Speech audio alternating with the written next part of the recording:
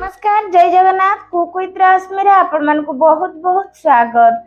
आज मु आपण मानक पई नहीं आछि माछ कालिया जहा कि बनेबा तो बहुत सहज आ खाया पई बहुत बढ़िया लागिबो। थरे एई प्रोसेस रे बनै कि देखंतु तो जदि आपण मानक मोर ए रेसिपी पसंद आसे ताले प्लीज वीडियो को लाइक शेयर एंड सब्सक्राइब करे को बिल्कुल भी भूलंतुनी। आ पाखरे थिबा बेल आइकन को क्लिक कर दियंतु जहा द्वारा मोर नुआ नुआ वीडियो रे नोटिफिकेशन आपण को पाखरे प्रथमे पहुंचू। चलंतु ताहाले रेसिपी स्टार्ट करिवा। प्रथमे एडी देखंतु मु 6 पीस रुही माछ नैछि।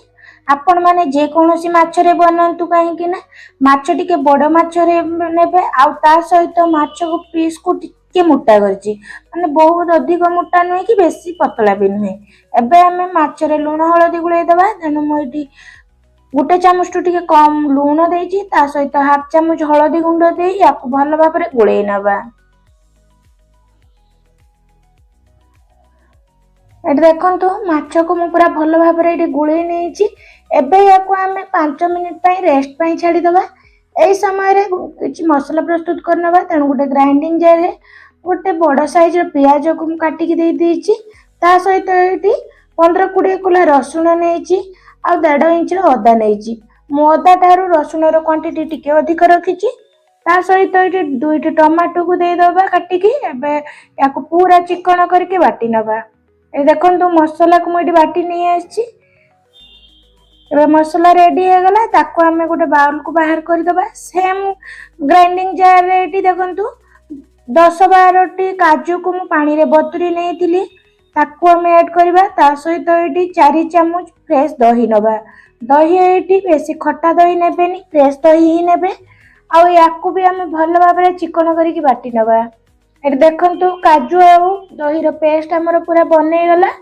एबे चलंतु हमें कुकिंग स्टार्ट करिवा। तेनु गैस रे मु एठी कढ़ाई बसी देछि आ कढ़ाई को पूरा भलो भाबरे गरम करि नेबे। तापरे एथिरे हमें देई दबा 1 ରୁ 1.5 चामच तेल। सोरिष तेल रे ही बनेइबे मु एठी सोरिष तेल देछि। आ एठी देखंतु 2टी बड़ साइज रो प्याज को मु काटी कि नेछि।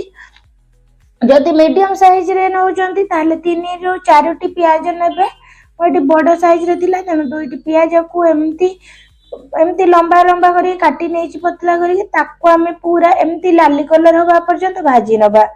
देखंतु एई भलिया पूरा लाली कलर आसीबा पर्यंत याकू एई भलिया भाजी नबा। एबे याकू हमें बाहर करी नबा। एई प्याज भजा को हमें परे ऐड करिवार अछि तेनु एबे याकू मु गोटे जगह को बाहर करी नेली। सेम कढ़ाई रे एबे हमें माछ भाजीबा तेनु मु एठी आउ 2 चामच पाखा पाखी तेल देछि।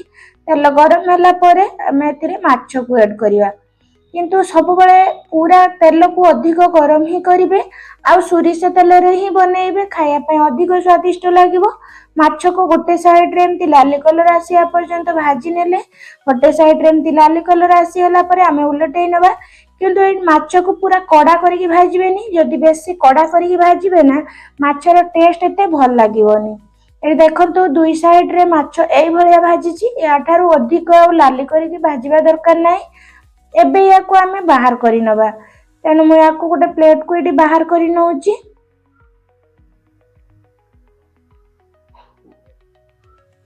ए देखंतु सब माछ को बाहर कर नेली। बळका हमर तेल अछि 1 चामच पाखा पाखी सेइतिरे हम दे दबा 1 चामच जीरा आ एटी 2टी सुखिला लंका दबा आ किछि एटी गोटा मसाला दबा माने एटी अळेच बड़ गुजराती ता सहित एटी देछि खंडे दालचीनी आ गुलमरीच आ 2टा सुखिला लंका दे टिके भाजी नबा। एबे एथिरे हमें जो बाटी की रखिथिबा प्याज अदा रसुण आ टमाटो रो मसाला को एडी ऐड करिबा।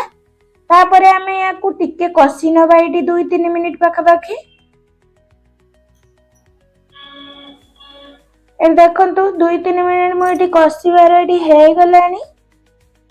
एबे टिके मु एडी गुळै नउची आ मसाला रो कलर भी चेंज हे आसिलानी। एबे एथिरे किछि मसाला का गुंड दबा तेनु मु हाफ चामच हळदी गुंड हाफ चामच टू टिके कम लंका गुंड देछि। आपण आपण को टेस्ट अनुसार राग अनुसार देबे। ता सहित हाफ चामच धनिया गुंड हाफ चामच गरम मसला गुंड हाफ चामच जीरा गुंड आ 1 चामच काश्मीरी लंका गुंड भलो कलर आसिया पई आ एडी स्वाद अनुसार लूण दबा। माछ भाजिला बेले भी आम लुण देचे तेणु लुण देखिकी देबे। तापर ये सुखिला मसला देला बेले तले एमती टिके लगी जाए गुड़ी नहीं तेणु मुझे अल्प टिके पानी दूचे ये 3-4 चामच पानी दे ए मसला को आम आउ 3-4 मिनिट पर्यंत कषि नबा। तेणु मुझे कभर करके भल भाव कषिया छाड़ दौची। देखु 3-4 मिनिट कषिबा परे एमती हो गलानी। एटी मु गैस फ्लेम को हाई कर देइथिली जहाँकि एटी माने बहुत जल्दी तले लागी गलानी किंतु ये पुड़ी नहीं बास टिके। तेणु आपण मैंने जिते बड़े भी रोषे कर केयरफुली करेंगे। मुझे मसला को टिके भल भाव में गुड़े नहीं आम काजू आउ दही पेस्ट को आम ये देदेले आउ ग्राइंडिंग जार को धोईकी 3-4 चामच पानी ता सहित भजा होता पियाज को ये अल्प एड कर अधा एवं पकी अधा को मुझे रखी पर पकईवाई। तापर आम मसला को भल भाव में गुड़े नवा आउ कवर करके छाड़ीदबा आउ 5-6 मिनिट पर्यंत भल भाव में मसला कषिया देखु मसला ये पूरा भल भाव में कषिगला मसला तेल केमती अलग हो गला देखु। तेणु ये मुझे गुड़े नौची ये मसला पूरा आमर कम्प्लीटली माने कषि जाइए। एबे आम झोल पानी दबा। तेणु मुझे गरम पानी 1.5 कप देइछि बिल्कुल भी ठंडा पानी देबेनी। गरम पानी रे तरकार टेस्ट भल लगे सहित कलर भी भल थाए। तेणु पानी दे मु फुटिया छाड़ी दउछि। पानी आपण माने कम बेसी करिवे ए रेसिपी रे बेसी झोल हेले भल लागेनी केवल माने माछ सहित तरकारी फुटिया मु 1.5 कप पाखापाखि पानी ऐड करिछि। आउ एटी झोल फुटिला परे आमे माछ को एटी दे दबा और टिके एमती गोळेई नबा। एबे आमे आउ जो पियाज भजा को रखिथिले ताकू ऐड कर नबा। अधा आगर पकेइथिले आउ अधा ए जगह रे देइछि ता सहित 2टी कंचा लंका को काटी देइछि। आउ एटी देखंतु 15-20 टी किसमिस दबा जहाँकि ए रेसिपी रे बहुत बड़ा टेस्ट लागिवो। आउ बेंगली स्टाइल रे ही बेसी ए माछ कालिया बना जाए। तेणु आमे वेस्ट बेंगल साइड रे बनाउजे बेंगल स्टाइल तेणु सही पर सेथिरे ऐड करा जाए किसमिस। आपन को जदि पसंद नहीं स्किप करि परिबे। ता सहित मुझे 1/2 चामच चीनी देइछि। चीनी बेसी मीठा हबनी बाले हल्का टिके मीठा हबो तेणु चीनी देला परे गोळेई नहीं ताकू कवर करके एटी मीडियम फ्लेम रे हमें 7-8 मिनिट पर्यंत कुक होबा पई छाड़ देबा। 7-8 मिनिट परे झोल केते कमी गलानी देखंतु परफेक्टली हमर अछि। तापर लास्ट रे किछि कटा धनिया पत्र और गरम मसला गुंड दे देबा। एबे रेडी हो गला हमर माछ कालिया। आपण माने भी थोरे बनातु याकू एमिति गरम गरम ही भात सहित खाइबे बहुत बढ़िया लागिवो। मु एटी प्लेट को गुटे सर्व करि नउची देखंतु। आपण माने भी थोरे माछ कालिया को निश्चित बनातु। देखंतु बनैबा तो केते इजी और खाया पाए बहुत बढ़िया लागिवो। और यार ग्रेवी टा ना माने हल्का टिके मीठा या टेस्ट आसीबो जहा कि खाया पाए बहुत बढ़िया लागिवो।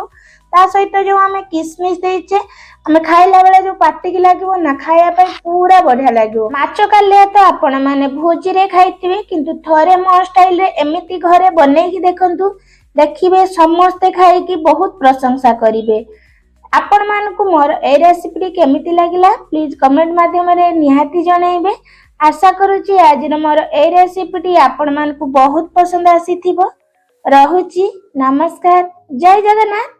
पुणी देखा हबो आउ गोटे नुआ वीडियो रे।